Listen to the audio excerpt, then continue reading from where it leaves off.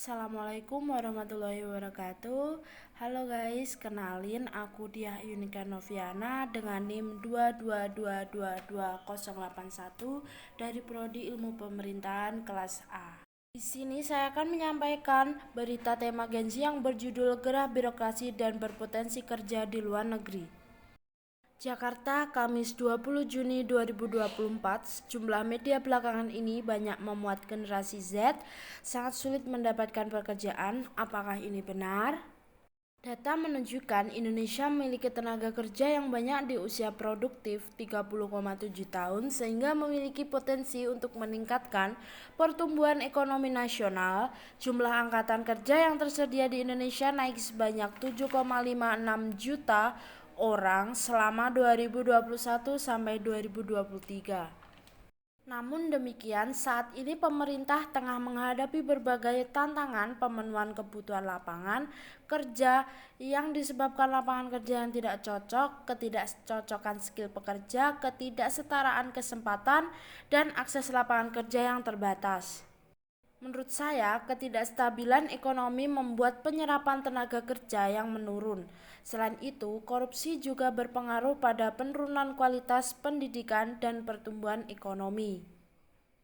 Saat ini, setidaknya ada 8 pekerjaan yang diminati Gen Z, diantaranya ada e-commerce specialist, UI UX designer, content creator, software atau website developer, artificial intelligence spesialis, digital marketing, bahkan gamers. Melihat ini, seharusnya pemerintah memiliki peluang untuk bekerja sama bidang tenaga kerja luar negeri karena Indonesia telah mengimplementasikan 18 FTA per September 2023 yang menimbulkan tantangan disrupsi sektor pekerja dan peluang pembukaan lapangan kerja dari perusahaan asing, potensi pasar internasional dari bisnis lokal, ketenaga kerjaan di Indonesia. Kita bisa ambil contoh bahwa anak-anak muda atau generasi Z saat ini sangat kreatif dan peluang ini belum dibuka lebar-lebar oleh perusahaan atau lembaga pemerintahan di Indonesia. Belum lama ini, berita tentang anak generasi Z yang menjadi desain grafis pemain sepak bola nasional Spanyol, Alejandro Grimaldo, menjadi viral. Nah, ini yang saya mau katakan bahwa karya anak-anak muda Indonesia ternyata lebih terserap oleh negara lain dan peluang kerja keluar negeri tanpa harus keluar negeri menjadi minat tersendiri bagi anak-anak muda. Anak-anak Gen Z sangat kreatif dan tidak suka birokrasi. Ini yang harus digarisbawahi. Namun demikian, pemerintah juga perlu melakukan hukum ketenagakerjaan nasional dengan berbagai cara, diantaranya fleksibilitas dan efisiensi kontrak PKWT menjadi PKWTT. Insentivisasi industri yang menguntungkan masyarakat luas, manufakturing, jasa, pariwisata, peningkatan dan penegakan perlindungan pekerja migran Indonesia Undang-Undang 18 2007, pengesahan RUU PPRT, dan penguatan sanksi bagi perusahaan yang melanggar hukum ketenagakerjaan. Untuk bersaing di luar negeri, tenaga kerja Indonesia perlunya peningkatan kualitas, diantaranya melalui peningkatan pendidikan dan pelatihan vokasi, menciptakan program pelatihan yang relevan dan berbasis kebutuhan pasar kerja.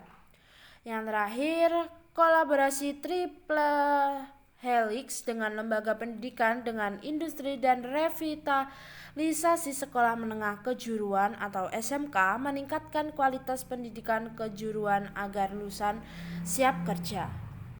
Indonesia memiliki banyak perjanjian kerja sama dengan negara-negara tetangga bidang ketenaga kerjaan. Di antaranya kerjasama Indonesia Taiwan melalui MOU on the Protection of Indonesia Workers. Yang kedua ada kerjasama Indonesia Arab Saudi melalui Bilateral Agreement on Labor Cooperation. Dengan kerjasama ketenagakerjaan tersebut, setidaknya ada 4 peluang yang dapat dimanfaatkan pemerintah, diantaranya memaksimalkan potensi bonus demokrasi dan Indonesia Emas 2045 seperti China dan Jepang, aksesibilitas ke pasar melalui berbagai free trade Agreement dan keanggotaan OECD, keterbukaan terhadap teknologi baru dan memperkuat aspek digitalisasi, memaksimalkan sektor ekonomi digital dan industri kreatif untuk menyerap Gen X. Jadi, siapa bilang generasi Z kita sulit mendapatkan pekerjaan? Yang benar adalah perusahaan atau lembaga pemerintahan Indonesia harusnya sudah siap menampung mereka dengan segala kemampuan teknologi yang khas dari generasi Z. Jika tidak, bukan tidak mungkin generasi Z malah akan mencari peluang bekerja di luar negeri dengan penghasilan yang tentu lebih menggiurkan. Terima kasih. Wassalamualaikum warahmatullahi wabarakatuh.